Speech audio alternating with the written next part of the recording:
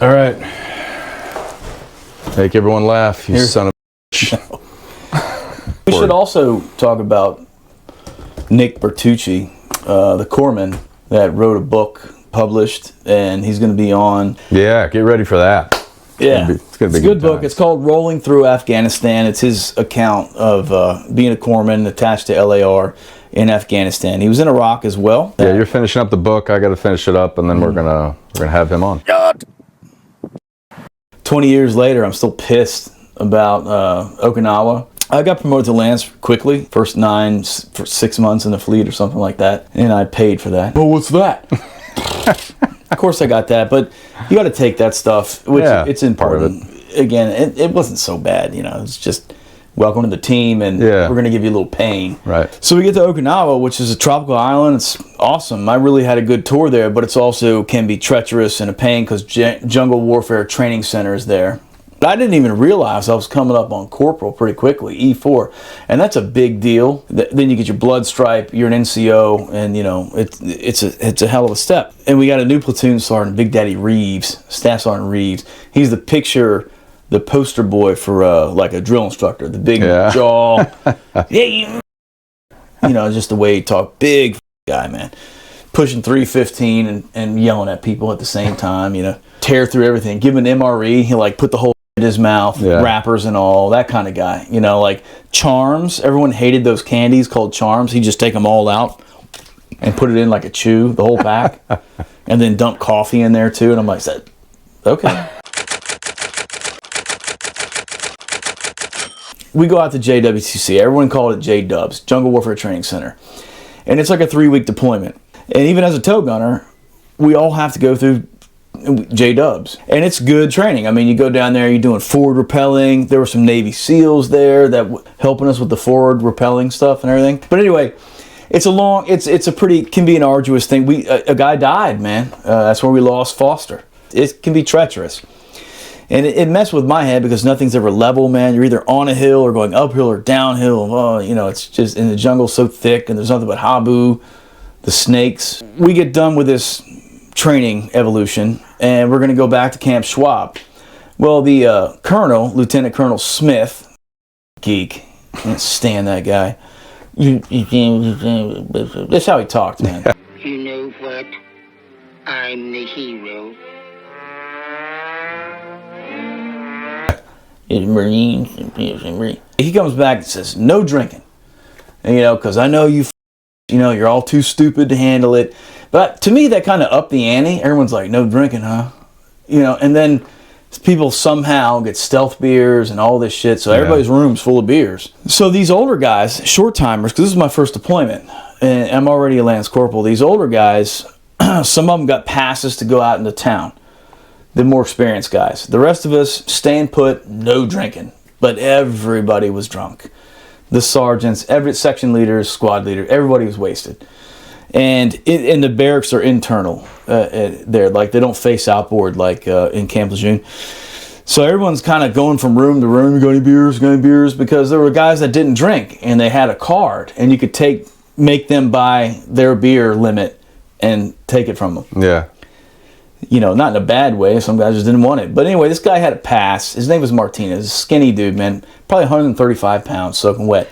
At that time, dude, we're 3-4 months into deployment. All I did was work out. I was 200 ripped. Yeah. I could do 18 pull-ups, trying to get to 20, all that stuff, and run 3 miles. Yeah, it's hard to do 200 pounds minutes. Knockout pull-ups like that. Well, I'm 6'2". Yeah. And so it's always been kind of a bitch, man, pulling this weight around. But so this guy, man, he keeps coming around the room, and it was my friend that I went to SOI with, same year boot camp and everything, and he's going out into town. Somehow this fucking nerd gets a goddamn pass.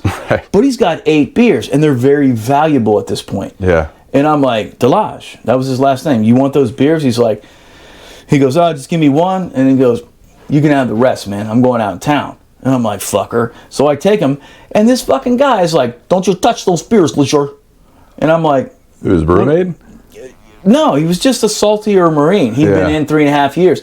By the time we rotated back to the States, he's getting out. So we call him short timers. The faded camis. He was a piece of shit, man. He was a Lance Corporal which means he definitely got a massive NJP. and he had some deployments. They called him Chesty Martinez because he had like 4 rows of ribbons. Yeah. No stripes, man. He was a fucking Lance Cooley.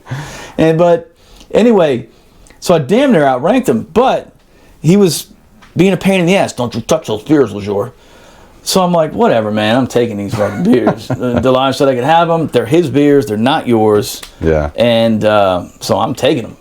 And he's like, oh, blah, blah, blah. And he keeps trying to fuck with me. So I just kind of like a child grab him by the head and go, get the fuck out of here. It's my fault being the biggest and the strongest. That makes him more angry. So then he comes back in. And at this point, then I put him in like a guillotine. Yeah. Like in the front. I'm like, are we done? You still want to play? He's like, kick him out. The claws coming up from underneath. Get the fuck out of here. Skinny kid. Gremlin. Oh, isn't that cute? He's trying to claw my eyes out. Pushed him out. And then this big guy, King, he comes around. He's like, hey, man, that was funny as shit. You had him like a guillotine, man. Hell. Oh, here he comes. So I'm like, are you shitting me? Push him out again. And I'm like, I'm just trying to chill. Yeah. And drink these. Dude, it was over about like 5 beers. Right. That were given to you. Bud Lights, which is like, okay. Wasn't even a big deal, man. And they were given to me. By my friend. And he just thought he had some kind of liberty. So this guy had his own beers? Well, he was just drunk. Oh, yeah. And he wanted more. Right, and he just thought because he was short timing, he could get them from me. Yeah. And I'm like, go fuck yourself. He keeps coming back. I push him out, and then everyone's like making it worse. Yeah. Because every time I threw him out in the hallway, Right. 80 Marines go, oh, shit. You going to let that boot treat you like that? He fucked you up. Oh, yeah. Well, here's the worst part. One guy's like, he threw you around like a rag doll. Everyone's in his ear. And I'm like, no, I just leave me the fuck alone. And I'm like, God damn it. So then, here comes Sergeant Davis, man. He's a section leader. Sergeant, you understand, there is no, I'll think about it, when a sergeant tells you to do something in the Infantry Marine Corps. Yeah. And he goes, my door flies open. I'm like in a chair.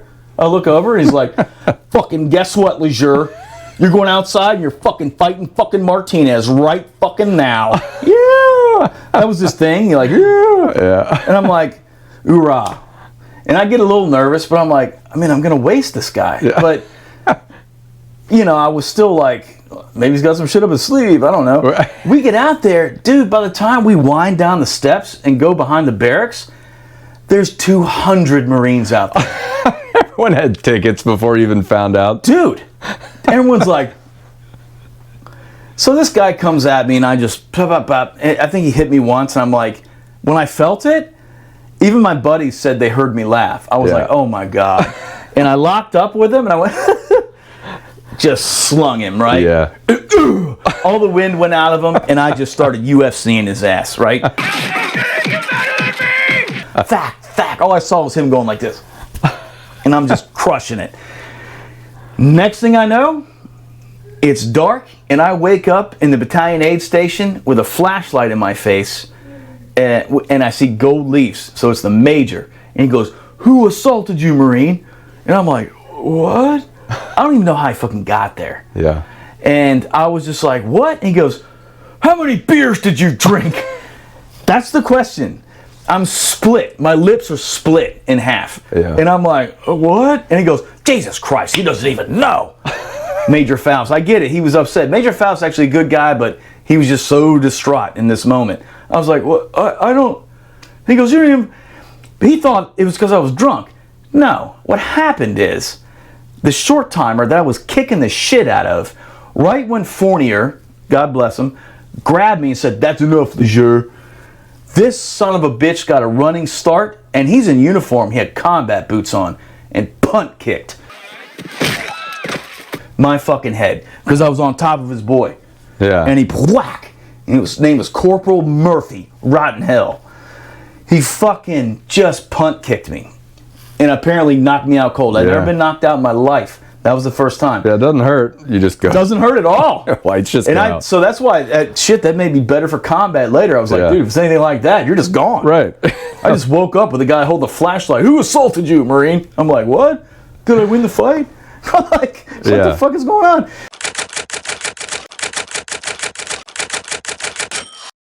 So I'm like, what? And they send me back to the barracks. And I was so sure it was Saturday and not Sunday, but it was Sunday. And I fall asleep and I wake up. I'm like, no way. Like, I'm like so hungover and I can hear the trumpets going, the reveille. And I go like this. my lip just rips. I was like, oh. Because I fell asleep. There's a blood stain this big on my pillow. And my lip was stuck to it. Yeah. I went, oh. And I wake up to my roommate, who's normally pretty fucking cool, and he's wild himself, just sitting across from me, waiting for me to wake up like this. He's like, how you feeling? And I was like, the fuck? We gotta go to work? Like, we gotta go to formation? He's like, not you. You're gonna go see Gunny. Jeez. I'm like, really? The fuck? And he's like, I don't know, man. I don't know where to start. So they're like, you got to go see Gunny Ramalia. And I'm like, oh, fuck, man. But Gunny Ramalia's pretty cool. Gunny's Big Daddy. He's take care of you. He's company Gunny. So I'm walking down there, and they're like, no, actually, you don't even, they're skipping the Gunny. You got to go see the fucking captain. Jeez. What? What happened? Yeah. Right? And then I passed Gunny Ramalia. He's like, Lejour, are you okay? And I just wish I wasn't so young. Because I would have been like, no, I'm not fucking okay. Yeah. Look at me, first of all. And he was looking at me like, are you okay? That's fucked up. Because the word got out battalion like that I got it was bullshit that I got kicked in the face. Yeah. The guy already had me, and he just, I mean, he punt kicked. He could have killed me, man. Yeah. That was fucked up. And it gets better later. So he punt kicks me in the face, and then so Ramalia, he's like, that's messed up, and I'm like, well, can you help me? Or, yeah. But, so I go down and I see the captain. And here's what he's a company commander, and he just got promoted to major, which is a field grade officer. And he goes, so, and I've told part of this story before, but this is the whole story. So and he tells me to stand at attention. I got to sit there and listen to this guy. And I'm so young, it's my first deployment. I don't know when I can interject and tell anybody anything. And I can't. So I'm just standing there, and he goes, so this Marine fought you. You went outside, you fought the Marine. I'm like, yes, sir. And he goes, you got that Marine down, and you continue to beat that Marine. And I'm like, yes, sir. Hoorah. And he's like, Jesus Christ, your first deployment, you're a Lance Corporal, and you're going to see the fucking battalion commander. Like, he was exasperated. I'm like, you can't, what? I have no idea what's going on. And then finally some other guy comes to me, he's like, hey, man, have you thought about getting a lawyer? I'm like, a lawyer? Jeez. So then, here's this thing. If you're a Marine and you're in trouble for something and you request, the NCIS will help you. They'll give you a lawyer. You have the right to a lawyer, but you can waive it. So I waived it, but no one told me maybe you shouldn't do that. And so there was this crazy lead up to where I had to go see the battalion commander. Sergeant Davis came into my room and was like, hey, how you doing, buddy? Because until I had to go see the commander, I was on restriction. Like, can't get out of my uniform, got to stay in my room, except for duties, right? So, and I'm fucking banged up anyway, so I didn't care. No drinking, obviously, can't do that. And so I still haven't put everything together. The fact that Sergeant Davis ordered me, and I was minding my own fucking business. And he's just kissing my ass. And he's like, hey, these are my kids. And stuff. You know, like, this guy's trying to show me he's a career Marine, and can you please leave me out of it? Well, he shouldn't have interjected himself. But of course, I fucking like a dumbass, man. I felt the more loyalty, which, by the way, is hardly ever worth it. Unless you really know that person, man. Because I went down to the company office a couple different times where they kept questioning me about shit. And I overheard my staff sergeant going, I think Lejour is protecting Sergeant Davis. And I almost got out of my chair and went in there and be like, you're goddamn right I am, and I'm fucking done doing it. But anyway, so it all comes down to this shit, and I go in to see the colonel, Lieutenant Colonel Smith. And I'm staying attention, he's like, you did this and you did that, and I can't really say anything.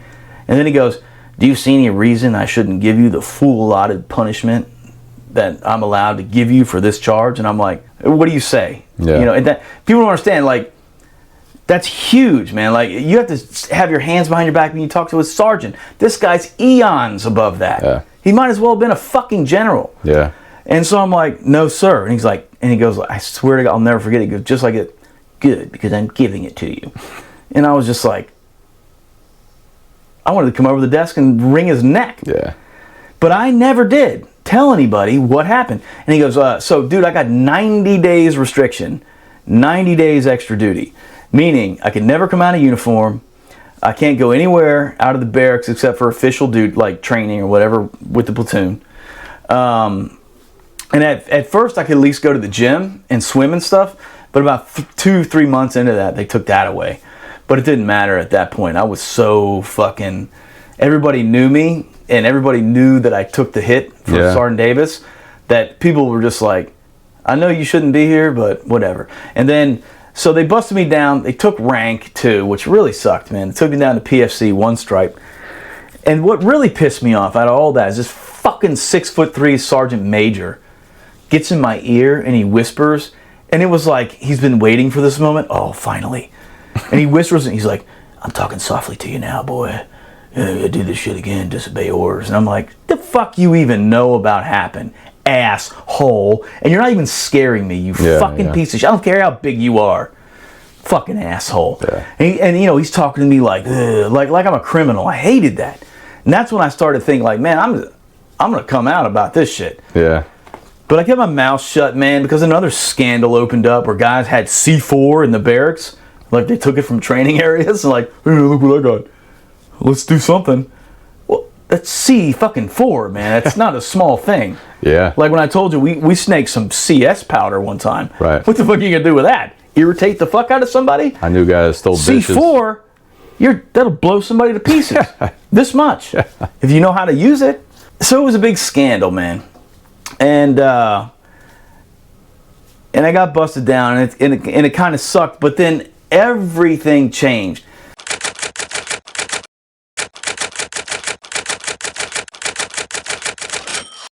When everything was done, I saw the colonel. All right, I got my 1 stripe.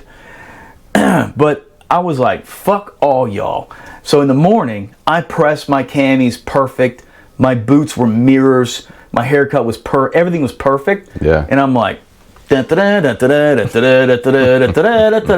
colors, motherfucker, I'm coming out. And so then they're like, well, you got to go down to company phone watch, which just means, ooh, you sit there by the phone. 1st Down 8th Marines, weapons company. Yeah. Oh no. Yeah. and then I think at 2000, 8 o'clock at night, I had to go down and strip and buff the battalion office every single night. And that buffer, that son of a bitch weighs 300 pounds, man. No one tells you that. And here's how the guy trained me. He's like, hey man, pour this in there, dump it down the floor, put this on the brush, see? Now you mop that up, then you put this brush on there, and then you fucking buff it. Got it? Yeah. Bye. And I'm like, okay. And then the next night, I'm like, all right, plug this thing in. It fucking bashes. The hallway's only this wide. Yeah. It just bashes from wall to wall. And I'm like, shit.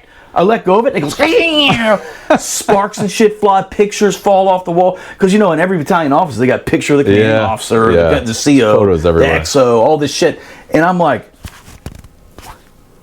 fucking hell. I'm already in trouble. Yeah. Big trouble. And fuck. Dude, I was there till 2 in the morning figuring this shit out. And I did. Because, you know, you'd be surprised how resourceful your ass gets when you're in trouble. Yeah. So anyway, I do that, and I get into the routine, and then before you know it, man, a week later, I'm doing the shit one-handed. Right. You just get the feel for that thing, and it looks good. I'm doing my job, and then we have to do another round in JWTC. I've already been busted down, so I get out there, and a lot of people will know that Marine Corps tradition is whenever they bring you chow. It's lowest ranking guy eats first, no matter what. Right. No matter what. And I hadn't even thought about it. And we'd already been in J-Dubs for like 2 weeks or something like that. And I'm sitting there, I got the fucking saw, doing the typical, every grunt knows this, man. You lay back on your pack and you got your gun, you're like, you know, you're resting your helmet with your fucking pack behind you, like, and everybody's waiting for chow. Everyone's all excited because we've been eating MREs for a couple weeks. And the choppers bring in these big like crates of chow or whatever it is, potatoes, gravy, corn, typical stuff, fried chicken, like all, but hot though. Yeah. So everyone's, you know, excited. Yeah. The lines from 2 houses down that, I mean, it's 100 Marines, and I never cared. I was always like, let the line die down. I'll fucking go later. Oh no. All I hear is, Lejour, where's Lejour? Where the fuck is Lejour? Fucking Lejour. I'm like, what the fuck did I do now? It's like, Gunny Ramalia comes out and he's like, well, get up here. You're gonna eat. You are the only private on the fucking Congo. The island of Okinawa. It's just you, buddy. So I'm like, shit. So I start running past this mile line of Marines, and they're looking at me, and everyone just starts going, fuck yeah, like cheering me and shit. Fuck yeah, he's a salty ass boot. He's a salty boot. And so that's where, so I did. I went up there and I got my shit first. And I'm like, but everybody, dude, my situation, it sucked for me internally as far as I knew what happened in my career. But as far as the way I was treated by staff NCOs, because I was like, fuck this, fuck you, and fuck this. They can't do anything worse to me. Right. So I took all my t-shirts. These dudes are always walking around, Sergeant of Marine. It was just like, Sergeant of Marine. Like, everybody knows you're a sergeant, man. You got to put it on everything. Yeah, you want to tattoo it across your fucking face? But these just PT shirts, the green t-shirts. And on the back it says, Sergeant of Marines. Right. So I put PFC of Marines. And it took me, I'm going to say all night. I stenciled it perfect. Yeah. Man. It looked like it was professionally done. I didn't have anything else to do. I wasn't allowed to leave the barracks. Yeah. And so I wore that shit to the gym, and a sergeant major comes up to me, and I'm like, oh, I'm fucked. But they can't do anything. He's going to yell at me, and he can go suck a dick, man. Yeah. Because I'm off. You're never off duty when you're on restriction, but Right. What's he going to do? He came up, and he just goes, that's how you fucking handle it, Marine. That's how you you know, he shook my hand. He's like, that's how you fucking handle it, Marine. That builds character right there. And I was like, oh. Yes, that's what I thought. That's why I did it. Yeah, that's why I did it. I like building stuff. So I had like 4 of these shirts. It just said peas. And I stenciled them, man. It was just something to do. And everybody seemed to love that because, you know, then Christoph, the guy I'm always telling you about, he's like, boots look good, haircut looks good, got a good shave. Guess what, Lejour? I'm like, what, Staff Sergeant? And he's like, can't keep a good man down. And I'm like, roger that, Staff Sergeant. I feel better. I feel better. And I just want to get up and go, yeah, I feel fucking better, you idiot. But I'll tell you right now, after I got busted down, I picked up pretty quickly. Like the sergeant major, we had a new sergeant major when we got back stateside. And he's like, that's not possible. You just picked up fucking corporal. I mean, Lance, or PFC. And then this guy whispered in his ear and he's like, pfft. He was pissed about it. Then I picked up corporal. Yeah. And he was like, when did I make you a Lance corporal? And I was like, I don't know, 2 months ago, sergeant major. And he's like, and he looked at the fucking S2 guy and he's like, he's got it. So I'm telling you, somebody behind the curtains were like, you know what? Was moving fucking you back Marine. along. Yeah. It took longer than it should have because of that piece of shit, Sergeant Major Johnson. You piece of shit. Little Hitler mustache and everything. He did.